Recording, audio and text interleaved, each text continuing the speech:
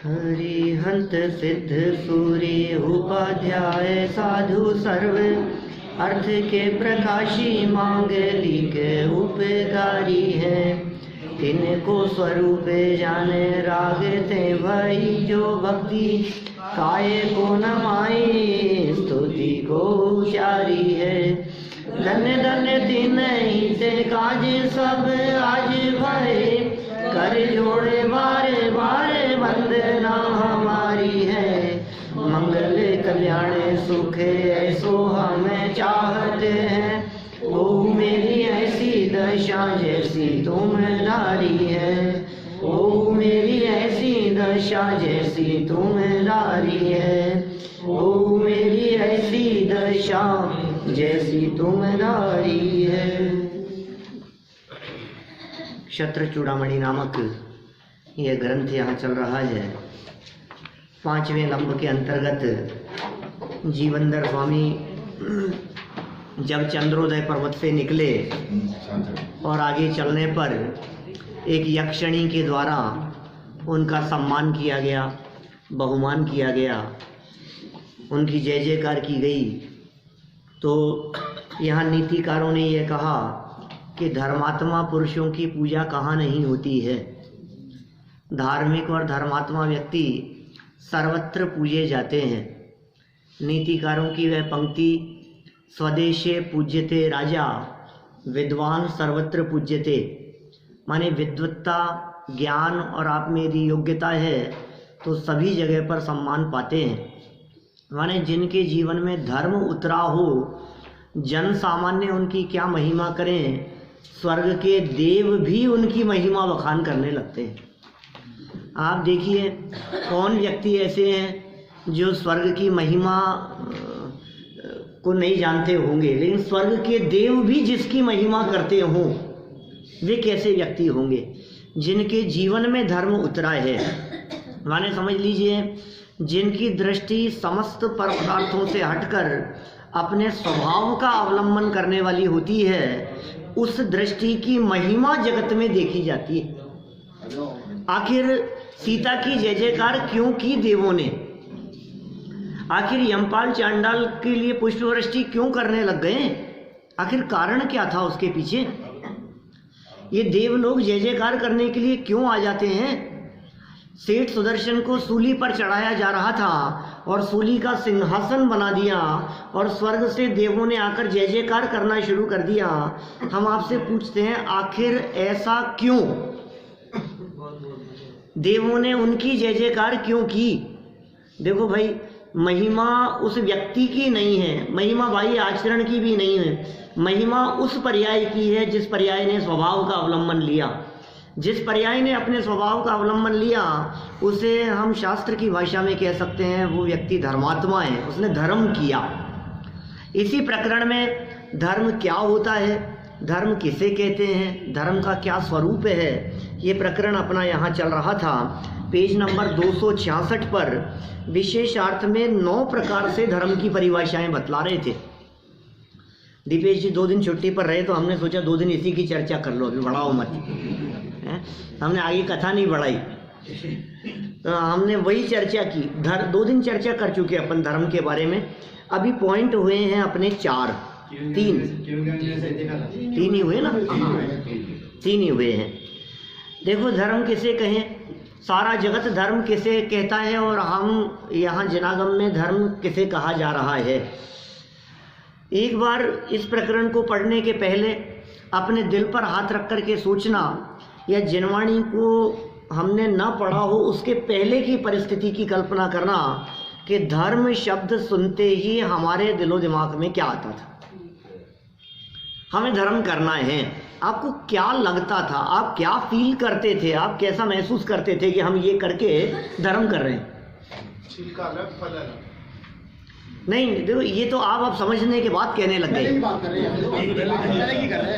जो स्वाध्यायी हैं, जो समझने लगे हैं, वो तो ये कहेंगे कि ये ऊपरी छिलका अलग है और अंदर जो माल है वो अलग है। ये भेद विज्ञान जिसे हुआ सो धर्मात्मा है। लेकिन जिन्हें इस भेद विज्ञान की खबर नहीं है ऐसे सारे जगत में दृष्टि डाल करके देखो, आपको यही लगेगा 2 दिन के उपवास कर लिए, 10 दिन के 10 लक्षण जी के व्रत कर लिए, इसने यात्राएं कर ली, तीर्थ वंदनाएं कर ली, थोड़ी सी पूजाएं कर ली, प्रक्षाल कर लिया, दान दे दिया, जाप जप लिए। यही सारे जगत में यही धर्म दिखता है साहब। क्यों साहब? चारों तरफ इन्हीं लोगों के बीच में दिखते हैं अपन। यहाँ आचार्य देव क्या कहना चाह रहे हैं?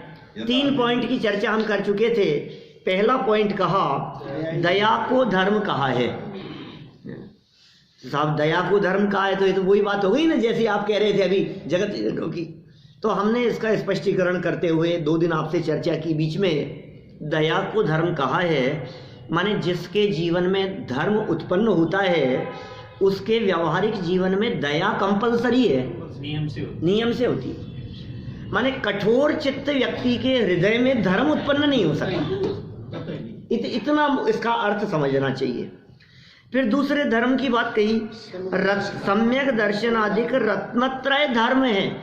ये धर्म है, रत्नत्रय को धर्म कह करके पुकारा है, सम्यक दर्शन को धर्म कहा है। मैं कहता हूँ अभी आप निकलो यहाँ से बाहर और चले जाओ महावीर स्वामी के मंदिर में, चले जाओ पार्श्वनाथ स्वामी के मंदिर में जहाँ बहुत भीड़ लगती है, चले जाओ चूलगिरी पर, संडे तो आज नहीं है लेकिन भीड़ जहाँ लगती हो, आप वहाँ जाकर के पूछो और कहो किसी से कि धर्म तो सम्यक दर्शन है, तो कहेंगे ये क्या होता है,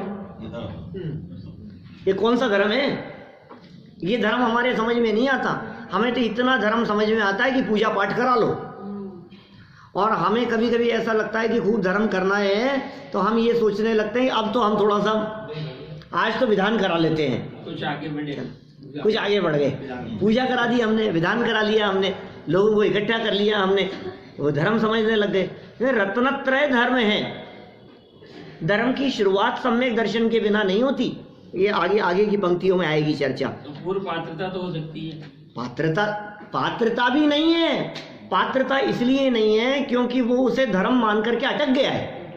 पात्रता तो तब कहलाएगी जब उस भूमिका से आगे बढ़ने का प्रयास करे, तब तो पात्रता है। उसके लिए करे तो पात्रता है। भाव विशुद्धि के लिए करे, परिणामों की निर्मलता के लिए करे, उस मार्ग में आगे बढ़ने के लिए करे, तब तो इन सब बातों को पात्र कह करके पुकारा जाए। आप देखिए, हम तो असली पात्र उसे कहते हैं जिस व्यक्ति ने आज तक कभी ना सुना हो और सुनने की रुचि पूर्वक आकर के बैठे, वो पात्र जीव है। जिसने कभी कुछ नहीं किया हो ना, वो असली पात्र है। और जिसने खूब कर लिया हो तीर्थ क्षेत्र में वंदनाएं, व्रत, उपवास आदि, अब उसे समझाओ आप कि ये धर्म नहीं है तो नहीं समझेगा। तो कहते मेरे करे कराए पे पानी फेर रहे हो आप। मैं जिंदगी भर इतना धर्म किया है मैंने, तुम मेरे पानी फेर रहे हो सब, ये सब धर्म नहीं है। इनके पास में मत जाना, ये बेकार की बातें करते हैं, उल्टी बातें सिखाते हैं, ये उल्टी बातें सिखाते हैं, ये हमारा सारा धर्म भ्रष्ट करेंगे, ये पता नहीं क्या पट्टी पढ़ा देंगे कि हम जो कर रहे थे वो सब छुड़ा देंगे हमारा। तो वही वाले हैं वो। अरे भाई, हम छुड़ाने की बात नहीं कर रहे। आप जिसे धर्म समझ करके भ्रमित हो गए हैं, हम वास्तविक धर्म जिनागम के परिप्रेक्ष्य में पूर्वाचार्यों के निर्देशन में जो बातें कही गई है सो बात बतला रहे हैं। यथार्थता का परिचय है ये। हाँ, अनादिकाल से कब नहीं किया हमने, व्रत भी किए, उपवास भी किए, प्रतिमाएं भी अंगीकार की। अरे मुनिव्रत धार अनंत बार गृह को उपजायो, मुनिव्रत भी अंगीकार किया दीपेश जी, 1-2 बार नहीं, अनंत बार। मैं कहूं तो मत मानना, लेकिन जिनागम कह रहा है, शास्त्र कह रहे हैं, अष्टपाहुड़ ग्रंथ कह रहा है, आचार्य कुंद स्वामी कह रहे हैं, छेड़ाला में दौलत राम जी कह रहे हैं, कदम कदम पर हजारों विद्वानों ने इस तरह की कलम चलाई है कि तूने कितनी बार मुनिव्रत अंगीकार किया भाई। तन से कपड़ों का त्याग किया, नग्न दिगंबर हो गया, पीछी कमंडल अंगीकार कर लिए, और उन पीछी कमंडलों का ढेर लगाओ तो इतने ढेर इकट्ठे हो जाए भैया कि सुमेरु पर्वत जैसा ढेर लग जाए। बोलो, तूने दीक्षा ले करके इतनी माओं को, इतने परिवारजनों को रुलाया कि उनके आंसुओं को इकट्ठा किया जाए तो समुद्र के समुद्र भर जाएं। बोलो, इतनी बार दीक्षा अंगीकार की, लेकिन फिर क्या हुआ? मुनिव्रत धार अनंत बार ग्रह उपजायो, निजातम ज्ञान बिना सुख लेश न पायो। ये सब आ जाता है। हाँ, यम नियम में सब आ जाता है। श्रीमद जी की पंक्तियां हैं। मैं साहब ये जो लाइन बोली है ना मैंने, ये लाइन 200 साल पहले लिखी गई छेड़ाला की लाइनें हैं, जिसे संजीव गोधा ने नहीं लिखा है क्या, जिसे कोई किसी पंथ संप्रदाय का मोहर नहीं लगी है उसके ऊपर। ये वो बात है जो दिगंबर संप्रदाय में किसी भी व्यक्ति से चर्चा करो तो वो व्यक्ति थोड़ा बहुत भी समझदार होगा तो कहेगा हाँ यार छेड़ाला की बातें सब मानने वाला है। अब क्या लिखा है उसमें, मुनिव्रत धार अनंत बार ग्रेवक उपजायो, मुनिव्रत धारण करके अनंत बार ग्रेवकों में चला गया तो निहाल हो गया होगा क्या, थोड़ा बहुत तो धन्य हो गया होगा। पे निज आत्म ज्ञान बिना सुख लेश न पायो। अब बोलो, आत्मज्ञान के बिना, आत्म स्वरूप को जाने बिना, अपने स्वभाव के अवलंबन बिना लेश मात्र भी, अरे लेश भी क्या कह रहे हैं, सुख लेश, अरे थोड़ा बहुत तो मिल गया होगा, कितना आनंद आया होगा। आनंद जिनकी ऐसी दशा होती है उनसे पूछो, अरे साहब हमारी हम ही जानते हैं। आपके इन वाक्यों में बड़ा कष्ट झलकता है क्या, कष्ट नहीं है। मुनि दशा कष्ट का नाम नहीं है, मुनि दशा आनंद का नाम है। आनंद के झरने झरते प्रदेशों में निज ध्यान जब धरते हैं, अपना ध्यान करते हैं तो प्रदेशों में आनंद के झरने झरते हैं। वो धर्म है, माने धर्म की शुरुआत अपने स्वभाव के अवलंबन से होती है। कल जो हमारा विषय यहाँ चला था उसका केंद्र बिंदु यह था कि धर्म परतंत्रता में नहीं है, धर्म स्वाधीनता में होता है। एक वाक्य में मैंने कल के प्रवचन की बात आपको कह दी। परतंत्रता में धर्म नहीं है, पराधीनता में धर्म नहीं है। जहां परतंत्रता हो, जहां इतनी भी पराधीनता हो जाए कि धर्म करने के लिए मुझे उठ करके मंदिर जाना पड़ेगा, ये पराधीनता भी नहीं है धर्म में। आपके यदि घुटने खराब हो गए, आप यदि हॉस्पिटलाइज हो गए, आपकी यदि तबीयत खराब हो गई, आप यदि समझ लीजिए उठ बैठ नहीं सकते हैं, तो क्या धर्म नहीं कर सकते? नहीं भाई साहब, ये पराधीनता नहीं है, धर्म में पराधीनता नहीं है। परतंत्रता का नाम धर्म नहीं है। जो किसी से रोका जा सके वो धर्म नहीं है, जिसमें कोई बाधा उत्पन्न कर सके वो धर्म नहीं है। अरे पत्थर बरसाते रहे, धर्मात्मा धर्म करते रहे, ओले बरस रहे हैं, उपसर्ग कर रहे हैं, कुछ भी कर रहे हैं, क्या फर्क पड़ता है? हमारा उपयोग अपने स्वभाव के साथ में जुड़ा है, ये धर्म है, ये असली धर्म है।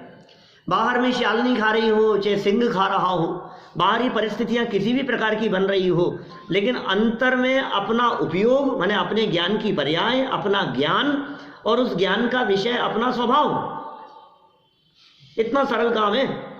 मेरा उपयोग है माने मेरा ज्ञान है, और मेरी ज्ञान की पर्याय का विषय मेरा ही आत्मा है।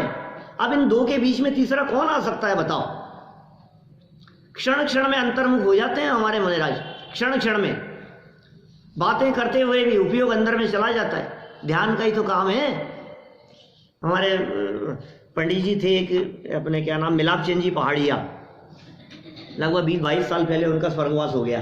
22 साल पहले, 22-23 साल हो गए लगभग चिन्मय में। वो दो पंक्तियां कहा करते थे सम्यक दृष्टि जीव के जीवन के संदर्भ में, पनिहारिन बातें करे खूब मचावे शोर, पर रहता है हर समय मन गगरी की ओर। क्या क्या कहा, वापस बोलता क्या मास्टर साहब?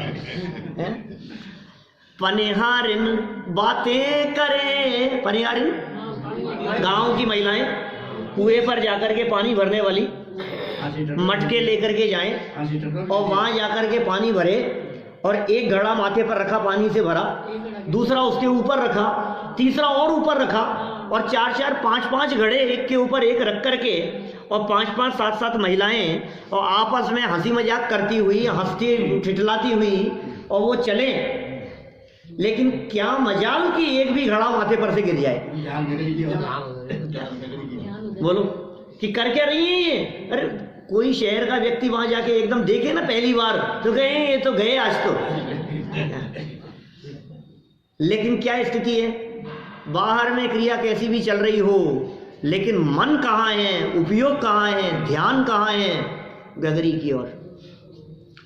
पनिहारिन बातें करे खूब मचावे शोर, पर रहता है हर सब नॉन स्टॉप, उपयोग वही है, पर रहता है हर समय मन गगरी की ओर। ऐसे ही सम्यक दृष्टि ज्ञानी जी विषय भोग भोगते हुए दिखाई देवे, व्रत उपवास करते हुए या न करते हुए दिखाई देवे, पूजन पाठ करें चाहे न करें, जिन मंदिर जा रहे हों चाहे नहीं जा रहे हों, दुकान पर बैठ रहे हों, काम धाम कर रहे हों, बिजनेस कर रहे हों, पर रहता है हर समय मन स्वभाव की ओर। क्या मन तो अपने स्वभाव की तरफ रहता है, क्योंकि वो खूंटे से बंधा हुआ है। क्या एक बार अपने उपयोग को खूंटे से बांध दो, बस फिर उसके बाद अब फिर कोई दिक्कत नहीं, फिर कितना भी घूमे क्या फर्क पड़ता है उससे। रस्सी के अनुसार घूमेगा, जितनी रस्सी है उतना ही घूमेगा, कहीं नहीं जाएगा, कहीं नहीं जाएगा उपयोग, छुट्टा छोड़ दो इसको, मर्यादित हो जाएगा, मर्यादित हो गया, मर्यादा में बंध गया। तो धर्म में परतंत्रता नहीं है। हमने क्या कही बात, पराधीनता का काम नहीं है। कोई व्यक्ति ये कहे कि हम तो बंध गए, कई लोग ये कहते हैं। अब देखो प्रैक्टिकल सोचना दीपेश जी, रात्रि भोजन का त्याग करके यदि आपको लग रहा है कि अरे यार कहाँ बंध गए, मैंने कहा बंधन लग रहा है ना, धर्म नहीं। समझ में आ रही है आपको? आपने किसी चीज को छोड़कर अरे यार क्या करें, हम तो वहां गए थे, उन्होंने पंडित जी ने, उन्होंने महाराज ने ऐसा नियम दिला दिया, हमें तो जमीगंध छोड़ना पड़ गया, और अब क्या करें, रोज का चक्कर है, बहुत फंस गए हम, तो फंस गए आपको फंसा हुआपन महसूस होता है, आपको पराधीनता परतंत्रता दिख रही है, तो समझ लेना धर्म नहीं है रंच मात्र भी। तो फिर इसका मतलब स्वाधीन होकर के कुछ भी खाएं पिए, इस धोखे में मत रहना। ऐसा नहीं चलेगा। लेकिन जो आप, क्योंकि देखो जिसके अंतर में जो अपने आप को ज्ञायक स्वरूप अनुभव करता है, जिसे जगत के जीव जीव रूप दिखाई देते हैं, हमने कहा ना दया विशुद्धो धम्मो, दया धर्म का मूल है। ये दया करुणा भाव जिसके हृदय में है, उसके माध्यम से जगत के अन्य जीवों की विराधना कैसे हो सकती है? वो कैसे घास पर पांव रख करके चल सकता है, वो कैसे आलू प्याज जमीगंध खा सकता है, वो कैसे रात्रि भोजन कर सकता है? उसमें बंधन नहीं है, वो बहुत सहजता है, बहुत सहजता है। मैं अभी ग्वालियर में जो एक आहार दान पर प्रवचन हुआ, मेरा रोजाना ही होते थे प्रवचन, 5 दिन में 8 प्रवचन हुए। आहार दान विषय पर प्रवचन अभी यूट्यूब पर कल डाल दिया मैंने, उसमें बहुत सारी चर्चाएं मैंने ऐसी की। प्रकरण इस तरह का उठाया कि आपको ऐसा लगता है यार मुनिराज का क्या है ये नाटक जबरदस्ती के, कि एक व्यक्ति ने घर में किसी को छींक आ गई और हाथ छोड़ करके चले गए, ये क्या नाटक है? तुम्हें खाना हो तो खाओ, नहीं खाना तो, ये विधि मिल गई थी, सारा सब काम हो गया था। अब कोई व्यक्ति का कुछ हुआ, किसी कोई बच्चे पर बस थोड़ी ना चलता है। घर में कोई बच्चा था, 1 मिनट रोने लग गया, अब बच्चा रोने लग गया और ये हाथ छोड़ के चले गए, ये क्या है? कोई चौके में काम करते करते किसी से कोई एक चम्मच गिर गई, अब चम्मच गिर गई, आवाज आती है तो ये छोड़ चल गई, ये लाइट जला दी, चल दी। ये क्या क्या नाटक है भाई साहब, क्यों बताओ मुझे? लाइट का भी थोड़ा बहुत भी कुछ यदि ऐसा हो गया है, क्या है चक्कर? ये नाटक तो हमारे को सही नहीं लगते। ये सारी बातें कही है मैंने बहुत उस दिन वहां भी, हमारे भाई साहब ये कुछ नाटक नहीं है। परिणाम इतना मंद हो गया है, आहार ग्रहण करने का विकल्प इतना बंद है कि ये थोड़ी बहुत भी ऐसी कुछ घटनाएं दिखती है, वो विकल्प टूट जाता है। जिस चौके में चम्मच गिर सकती है, उस चौके में भोजन कितना असावधानी से बना होगा, इसका अंदाजा लग जाता है।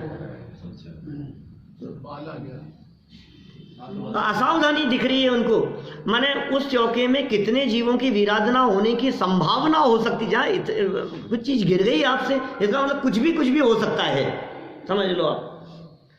किसी के रोने की आवाज आई तो जगत जनों के किसी के रुदन की आवाज सुनकर के हृदय इतना करुणा से भीगा हुआ है कि वो यार मैं भोजन ग्रहण करूं और कोई दुख से पीड़ित हो, भाव नहीं आता है। और देखो भाई, बाहर का भोजन तो वे ग्रहण करें चाहे ना करें, ये तो शरीर की स्थिरता के लिए है, लेकिन सच में तो वे एक योगी आसन बनावे, ऐसी स्थिति है। योगी खावे आप बनावे आप ही खावे, खावत ना ही अघावे, एक योगी आसन बनावे। वो आसन माने होता है भोजन। उनका भोजन अपने अंदर में अतीन्द्रिय आनंद रस का रसास्वादन करते हैं। ये आनंद रस की धारा अंदर में बहती है, इसलिए बाहर की प्रतिकूल परिस्थितियां वे उन्हें प्रभावित करने में समर्थ नहीं होती, क्योंकि धारा तो अंदर में बह रही है आनंद की। जब अंदर में आनंद की धारा बह रही होती है तो बाहर की परिस्थितियां वो तकलीफ देने में समर्थ नहीं होती। अरे आपको भी जिस परिस्थिति में थोड़ा इंद्रिय जन्य भी आनंद आ रहा होता है तो फिर आप कष्ट का अनुभव नहीं करते। मुंह जलता रहता है, आह आह और खाता रहता है। ये क्या हुआ? ये रसना इंद्रिय के विषय की बात कह रहा हूं मैं। तकलीफ होती रहती है, वो टीवी के सामने बैठा बैठा आंखें मसलता रहेगा, आंखें जल रही है और देखे जाएगा, घुसे रहेगा उसमें। लेकिन वो तो देखेगा अब आगे क्या होने वाला है, अब आगे क्या होने वाला है। जब चक्षु इंद्रिय के विषय, रसना इंद्रिय के विषय, जगत के विषयों में, बाह्य विषयों का थोड़ा बहुत भी रस जो कि सुखाभास है, सच में सुख नहीं है, उस सुखाभास में ये व्यक्ति इतना अटका रहता है कि उसके कारण वो थोड़ी बहुत तकलीफ को भी नहीं गिनता है, कष्ट को भी नहीं गिनता है। तो फिर ये बाहरी परिस्थितियां उन लोगों को क्या प्रभावित करेगी जो आत्मा के अतीन्द्रिय आनंद का स्वाद ले रहे हैं, निरंतर स्वाद ले रहे हैं। ये धर्म। अब बतलाओ, माथे पे सिगड़ी जल रही है, अब धर्म होगा कि नहीं होगा? हमारे माथे पर सिगड़ी नहीं जल रही है, लेकिन माथे पर भट्टियां ऐसी सलग रही है विकल्पों की, संकल्प विकल्पों की, कषायों की, राग देश की। ये धधक रहा है माथा, अंदर से गर्म हो रहा है। जिनका माथा ऊपर से सिगड़ी जलने पर गर्म होता हुआ दिखाई दे रहा है, वे अंदर में शीतलता और शांति का वेदन कर रहे हैं। और यहाँ माथे पर बर्फ की सिल्ली रख लो, उसके बावजूद भी अंदर में जो आग लग रही है उसकी क्या बात करें। कषायों की भट्टी जल रही है, पीड़ित है अंदर में, किसी को कोई दूसरा व्यक्ति सुहाता नहीं है। इसलिए धर्म ना माथे पे सिगड़ी जलते हुए धर्म होता है, ना हट जाने पर धर्म होता है। गले में 3 दिन तक सर्प पड़ा रहे हैं तो धर्म हो सकेगा कि नहीं हो सकेगा? बैठे हैं ना यशोधर मुनिराज, ये देखो आप, समान आशीर्वाद में कोई विकल्प ही नहीं है उनको इन बातों का। धर्म स्वाधीनता है, धर्म स्वतंत्रता है, धर्म में देह की पराधीनता भी नहीं है, तो संयोगों की पराधीनता कैसे होगी? कल एक वाक्य और कही थी हमने बात कि शरीर माध्यम खलु धर्म साधनम। जगत ऐसा कहता है, शरीर तो माध्यम है धर्म साधन करने का। सब शरीर होगा तो धर्म कर पाओगे, शरीर होगा तो धर्म कर पाओगे। तुम्हें पता नहीं है, शरीर ना हो तो सच्चे धर्मात्मा है हमारे सिद्ध परमात्मा, परम धर्मात्मा, जिनके शरीर ही नहीं। धर्म करने में शरीर साधक भी नहीं है और धर्म करने में शरीर बाधक भी नहीं है, क्योंकि धर्म शरीर से अप्रभावित क्रिया का नाम है। धर्म साहब इतने रोग आ गए, अब ये इतनी बीमारी के काल में कैसे धर्म होगा? टोलिया जी साहब, क्या इतनी बीमारी के काल में अब धर्म कैसे करेंगे ये बताओ? तो सुनो तो सही, तुम कह रहे हो रोग के काल में धर्म, हम कह रहे हैं राग भी धर्म में बाधक नहीं है। क्या रोग तो है ही नहीं, और राग चलता हो, ये राग की धारा भी तो, क्योंकि चलते हुए राग के काल में ही तो करेगा धर्म। वीतरागी होकर के धर्म थोड़ी ना करेगा। वीतरागी तो 13वें गुणस्थान में जाकर के होगा, वीतरागी तो 11वें 12वें गुणस्थान में होगा। पूर्ण वीतरागता की अपेक्षा से बात करो, मोहनी कर्म के उपशम और क्षय की अपेक्षा से बात करो तो 11वें 12वें गुणस्थान में जाकर के राग का अभाव होगा। तो बोलो राग के सद्भाव में धर्म होगा कि नहीं? चौथे वाले के वहीं से शुरुआत होगी। राग बना रहे और धर्म में बाधा नहीं, लेकिन राग तो है, राग का राग नहीं, राग का राग, राग के प्रति आसक्ति नहीं है। ये राग करने लायक है, ये बुद्धि नहीं है। आप समझ रहे हैं? ज्ञानियों के जीवन में राग आए बिना रहता नहीं है भूमिका अनुसार, लेकिन वो राग करने लायक है, ये बुद्धि निकल गई है। जो शुभ भाव के संदर्भ में बात करते हैं ना, अनेक लोगों को विकल्प खड़ा होता है, पुण्य पुण्य साहब आप मना करते हो। अरे भाई, पुण्य धर्म नहीं है, पहले यह बात अपने दिमाग में पक्का करो, अब फिर जो चल रहा है तो चलेगा। भूमिका अनुसार वो प्रवृत्ति भी छूट जाएगी, शुभ परिणाम भी छूट जाएगा, विकल्प भी छूट जाएगा, ये सब हो जाएगा। वो भूमिका के अनुसार होगा। करने का निषेध थोड़ी, करने का निषेध क्या नहीं है, तू कर सकता ही नहीं है, क्या करेगा बता? आप क्या करोगे? उपवास तुम्हारे बस की बात है, तुम उपवास करो। भोजन तुम्हारे पेट में जाने की एक काल आएगा ना उन परमाणुओं का उठ करके देह के साथ में संयोग होने का, तो 3 लोग 3 काल सारी कायनात मिल जाए तो उन परमाणुओं को परिणमन करने में रोक नहीं सकती। ऐसा स्वतंत्र परिणमन है। इस स्वतंत्रता का नाम धर्म है। एक बात यहां आई, वस्तु के स्वरूप का नाम धर्म है, ये तीसरा वाक्य था यहां, वस्तु स्वभाव धम्मो। बोलो, ये गजब का धर्म है। ये जगत का कोई पदार्थ अपना धर्म नहीं छोड़ता। हवा अपना धर्म नहीं छोड़ती, अग्नि अपना धर्म नहीं छोड़ती, मिश्री अपना धर्म नहीं छोड़ती, नमक अपना धर्म नहीं छोड़ता, अपना धर्म कभी नहीं छोड़ता। आप कहो नष्ट हो गया, इस धोखे में मत रहना। जैन साहब सब्जी बनाई और उस सब्जी में कितने तरह के मसाले मिले होंगे? मिले होंगे बहुत सारे। और इतने मसाले मिलने पर आपने खाया और खाने पर ये कह दिया इसमें नमक तेज है। नमक तेज है? नमक तो कहाँ है? दिखाओ इसमें कहाँ है तेज। नमक दिखा सकते हो आप उसमें? कैसे दिख रहा है? चक्के देखा है हमने।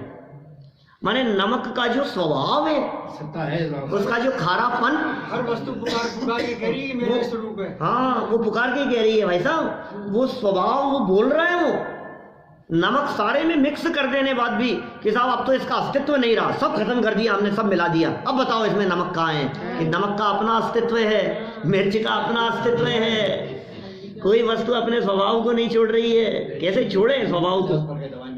जो छूट जावे वो स्वभाव नहीं, और स्वभाव कभी छूटता नहीं। अरे विभाव कभी टिकता नहीं और स्वभाव कभी मिटता नहीं। क्या कहा?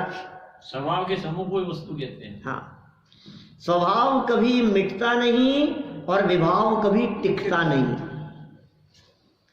ये तो हमने द्रव्य स्वभाव की बात कही, वस्तु स्वभाव धम्मो। प्रत्येक वस्तु का स्वभाव धर्म है, लेकिन धर्म 2 प्रकार के। सुनना बात, इसी तीसरे पॉइंट की बात कर रहा हूं अभी। धर्म 2 प्रकार के, एक द्रव्य रूप धर्म, एक पर्याय रूप धर्म। द्रव्य रूप धर्म त्रिकाल धर्म है, पर्याय रूप धर्म अवस्था में प्रकट होने वाला धर्म है। द्रव्य त्रिकाल है, द्रव्य सदा काल है, द्रव्य हमेशा एक रूप बना रहता है। तो जो एक रूप रहे वो त्रैकालिक धर्म, वो वस्तु स्वभाव धर्म, वो वस्तु के स्वभाव को धर्म कहा। फिर दूसरा धर्म कहा हमने पर्याय रूप धर्म, यह अवस्था का धर्म है। हर वस्तु स्वभाव से धर्मात्मा है। जैसे पर वस्तुओं के स्वभाव की बात कही, ऐसे अपना भी कुछ स्वभाव है कि नहीं? आपसे पर वस्तुओं के स्वभाव की बात पूछे तो आप तुरंत बतला देते हो, आपको सबका स्वभाव पता है। लेकिन हमने जब आपसे आपका स्वभाव पूछा, बोले ये क्या होता है? हमने पूछा नींबू का स्वभाव कैसा है? पता है आपको? आपको मालूम है नींबू का स्वभाव? नींबू मिर्च धनिया के सबका स्वभाव हमें पता है। और हमने पूछा बतलाओ तुम्हारा स्वभाव कैसा है? अपनी खबर नहीं है, बाकी सबकी खबर है। मेरा क्या स्वभाव होगा? मैं कोई सब्जी हूँ? मेरा स्वभाव कैसा होगा? मैं कोई वस्तु हूँ? अरे भाई मेरा भी स्वभाव है। क्या सबका भाव पता है? सोने का क्या भाव चल रहा है? गुरुदेव ऐसा बोलते थे। एक दिन सभा में, भरी सभा में पूछ लिया उन्होंने। क्या भरी सभा में पारल जी एक दिन ऐसा पूछ लिया, सोने का क्या भाव चल रहा है, क्या भाव है? और सामने से क्या जवाब आए? जो भी दाम होंगे उस समय 50 रुपए तोला, 50 रुपए तोला के जो भी भाव चल रहा है। अरे भाई जैसे तुम भाव समझ रहे हो, ये उसका भाव नहीं है। उसका पीलापन, उसका भारीपन, उसके गुणधर्म, उसकी सामर्थ्य, ये उसका भाव है। जिस भाव की तुम बात करते हो ये बदलती है कीमतें, इसे भाव नहीं कहते।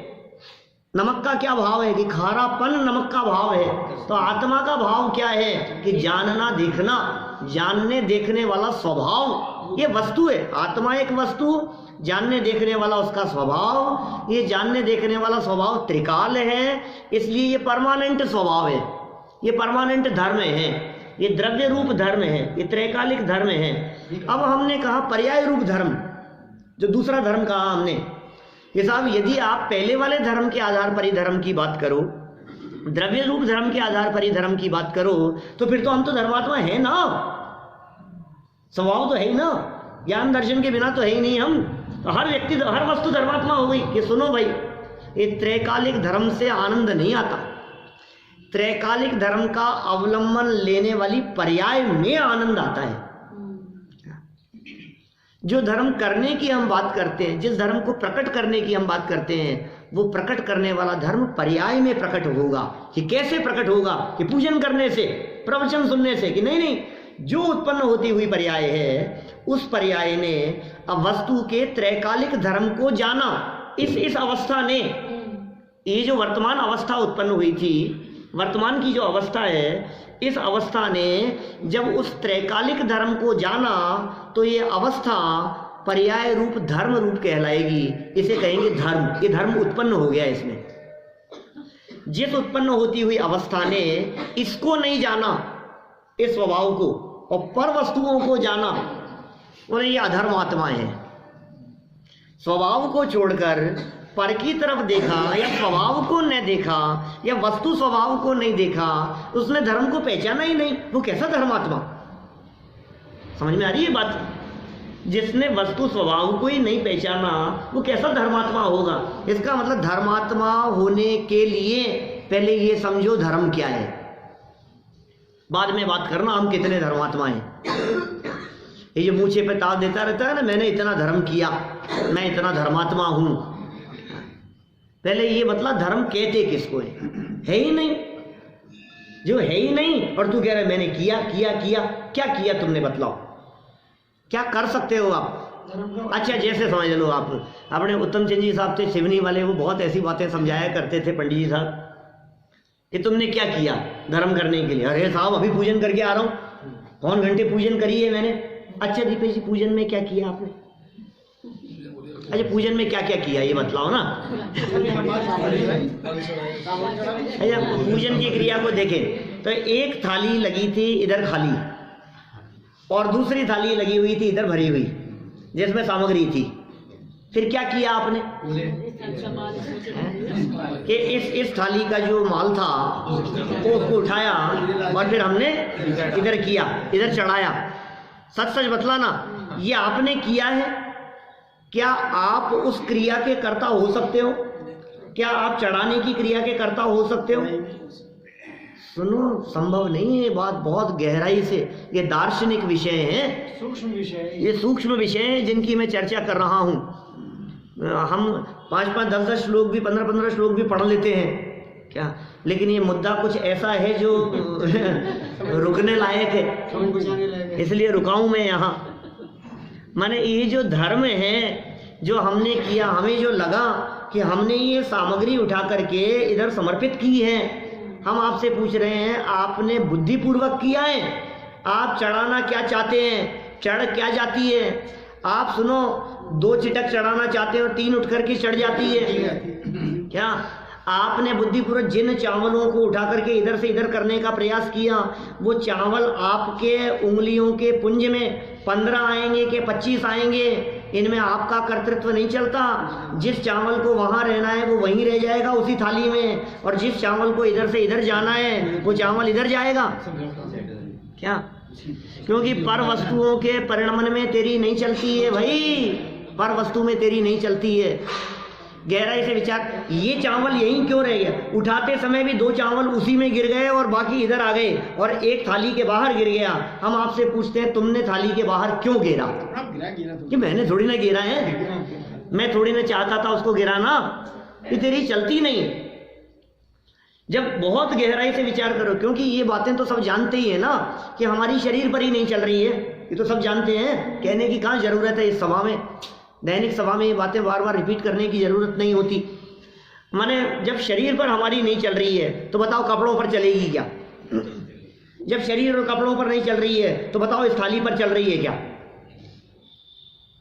वो पुद्गल है और मैं चेतन हूं। देव शास्त्र गुरु पूजन में युगल जी बाबू जी की पंक्तियां हैं, जड़ चेतन की सब परिणति प्रभु अपने अपने में होती है, अनुकूल कहे प्रतिकूल कहे यह झूठी मन की वृत्ति है। ये पूजन करना शुरू कर दो। क्या याद हो जानी चाहिए, ऐसी पूजाएं हैं। अच्छा, मैं थाली का माल इधर से उधर तो नीचे बढ़ा, बोलता तो मैं ही हूँ। हाँ, वो तो बढ़ रहा हूँ मैं आगे, स्टेप बाय स्टेप आगे तो बढ़ूँ मैं। अत्यंत अभाव है साहब, अत्यंत अभाव है। 4 अभाव की चर्चा की थी हमने, कोई हो गए होंगे 6-8 महीने तो हो ही गए होंगे, ज़्यादा ही हो गए, साल भर हो गया होगा। 4 अभाव नाम ध्यान है? प्राग भाव, प्रध्वंसा भाव, अन्योन्या भाव, अत्यंता भाव। अत्यंत अभाव है 2 द्रव्यों के बीच में। इसका मतलब जिसे आप कह रहे हो कि हमने पूजन करी है, उसमें न हम उस क्रिया को इधर से उधर करने के करता तो नहीं है। तो फिर क्या किया? फिर आप किताब लेकर के बैठे थे हम, क्या अच्छा उस किताब में क्या किया आपने? पढ़ा हमने। तो हम बोले ना, सही सही बताना, आप बोल रहे हो ना? हाँ बिल्कुल, मैं ही बोल रहा हूँ कि ये बोलना भाषा वर्णना का काम है। इसमें बोलना कुछ चाहता, निकल कुछ चाहता है। पंक्तियां लिखी होती है कुछ क्या, और पढ़ते पढ़ते शब्द निकल जाता है कुछ और कुछ। तो तुमने गलत क्यों पढ़ा? बोलो, तुम कह रहे थे मैं पढ़ता हूँ, तो तुम्हें इतना सा पढ़ना नहीं आता है, तुमने गलत क्यों पढ़ा? कि पढ़ा क्या, निकल गया? तो निकल क्यों गया? तुम्हारी जबान से ऐसा क्यों निकल गया? इसका मतलब जबान से निकलने वाले वे शब्द ये हमारे विकल्पों की अपेक्षा नहीं रखते। क्या मैं भी कहूँ ना कि मैंने क्या बोला, तो मैं सोच सोच करके नहीं बोल सकता भाई साहब। क्या 1 घंटे में जो शब्द निकलने होंगे ना, वही शब्द निकलेंगे। जिस आवाज, उसकी जो वॉइस होगी, उसकी जो वॉल्यूम होगी, उसकी जो तारतम्यता होगी, उसमें जो कम ज़्यादापन होगा, किसी पर हमारा कंट्रोल नहीं चलता। आप बताओ तो सही, आपने क्या क्या किया, क्या क्या कर सकते हो आप? क्या किया? खूब रोटियां बनाई ना, आप बना सकते हैं? न आप पूजन कर सकते हैं, न आप रोटी बना सकते हैं, न आप गाड़ी चला सकते हैं। कि यार ये क्या पागलों जैसी बातें कर रहे हो आप? रोज मैं ही करता हुआ दिखाई देता हूँ। क्यों साहब, रोटी तो बनाते हैं ना आप बना सकते हैं? अच्छा, एक रोटी आपने बनाई। अब मैं ये कह रहा हूँ, एड़ी से चोटी तक का जोड़ लगा लो, सुबह से शाम तक मर के पच जाओ, आप वैसी की वैसी रोटी दूसरी नहीं बना सकते। नहीं है। एक आपने बनाई, किसी भी वीडियो बना दो, आपने बनाई। बोलो, आपने एक रोटी बनाई है ना, आपने कहा कि ये मैंने बनाई है, वो कितनी सिकेगी, कहाँ से सिकेगी, उसकी साइज कितनी होगी, उसकी गोलाई कैसी होगी, उसका वजन कैसा होगा? बोलो, करो करो, आप वैसी की वैसी करो। वैसी की वैसी बना सकते हो क्या आप? हमने किया, हम, अरे क्या बात कर रहे हो साहब, रोटी तो अभी ऐसे की ऐसी बना देते हैं। और फिर हमने दोनों को तोला तो उसका वजन अलग अलग है, दोनों को नापा तो साइज में फर्क दिखाई दे रहा है, शेप में सिकाई अलग अलग है, हर चीज उसकी थिकनेस अलग अलग है, बराबर हो ही नहीं सकती। आप कर लो कितना भी, और तो और एक अक्षर लिख नहीं सकते तुम। क्या बात कर रहे हो, बहुत पढ़े लिखे आप कह रहे हो लिख नहीं सकते। ए फॉर एप्पल नहीं लिख सकते आप, क से कबूतर नहीं लिख सकते, क लिख करके दिखाओ। कह रहे अभी लिख देता हूँ कि नहीं, अब दोबारा ऐसा कैसा लिख के दिखाओ। नहीं लिख सकते, क्या नहीं लिखा जाएगा। एक साइन जैसे आपने कर दिए, जो बैंक में साइन चलते हैं, वैसे के वैसे साइन दोबारा नहीं कर सकते। बैंक के सारे चेक फेल हो जाए। बोलो, वैसे के वैसे साइन की क्या बात करते हो साहब? हजारों चेक साइन कर दिए, आज तक कभी हमारा चेक बाउंस नहीं हुआ, रिटर्न नहीं हुआ। बैंक वाले भी और आप कह रहे हो कि साइन नहीं कर सकते दोबारा? कि तुम ही देख लो ना, दोबारा करके 2 ऊपर नीचे करो और फिर देखो उनकी साइज, उनकी शेप और सब। तो फ्लो देखते हैं, फ्लो देखते हैं। वो क्या देखते हैं? फ्लो चलता है लिखावट के अंदर, वो पकड़ में आती है, पकड़ में आती है, बस वो पकड़ जाता है। आप कर नहीं सकते, करना प्रैक्टिकल करके देखो, हो ही नहीं सकता। माने ये जो कर्तृत्व का अभिमान हमारे माथे पर बैठा है, और फिर ये समझे हमने पूजन कर ली, हमने खूब बोला, हमने गागा करके बोला, हमने ऐसा करी। अरे तुम गा ही नहीं सकते, तुम बोल ही नहीं सकते। अब बतलाओ क्या किया? थाली तुमने इधर से इधर की नहीं, सामान तुमने इधर से इधर चढ़ाया नहीं, बोलने के क्रिया के तुम करता हो नहीं, फिर तुम क्या किया ये बताओ? कि साहब राग भाव तो हमने किया, पूजन करने का भाव तो हमारा ही था ना भाई साहब। क्यों? पूजन करने का राग हमारा नहीं था, तो तुम राग को धर्म कह रहे हो क्या? तुम कह रहे हो बहुत धर्म किया, तो राग धर्म है कि राग का अभाव धर्म है? राग धर्म है या वीतरागता धर्म है? धर्म तो वीतरागता का नाम है। तुम कह रहे हो हमारा तो राग था, हमारा करने का भाव था, ये धर्म नहीं था क्या? नहीं है वो धर्म, कुछ धर्म नहीं है उसमें हमारा। और सुनो तो सही, धर्म तो हुआ ही नहीं, और मैंने ये किया, इस कर्तृत्व के अभिमान से पाप की गठरी और माथे पर बांध ली क्या कि मैंने किया, मैंने इतनी पूजाएं करी, मैंने इतने विधान कर लिए, मैंने इतने अनुष्ठान कर लिए। ये सब भ्रम चल रहा है यहाँ। धर्म तो स्वभाव का नाम है। अब उस क्रिया में भी जानन देखन पना जो था, जिसकी दृष्टि जानने देखने पर है, तीन क्रिया एक साथ चल रही है वहां। एक जड़ की क्रिया, एक राग की क्रिया और एक ज्ञान की क्रिया। तीन काम हो रहे हैं मास्टर साहब। ये जो माल इधर से इधर जा रहा है, ये जड़ की क्रिया है, ये है एक उपाधि की चर्चा को। इधर का माल इधर जा रहा है, ये जड़ की क्रिया है, ये जड़ का परिणमन है। करने का जो भाव है वो राग है, वो राग की क्रिया है। और इस राग भाव के साथ साथ, इन दोनों क्रियाओं के साथ साथ एक जानने वाला ज्ञान काम कर रहा है, वो जानन क्रिया। क्या? तो वो जानन क्रिया वो मेरा स्वभाव है, और ये दोनों राग विभाव हैं, और शरीर की क्रिया सो जड़ है।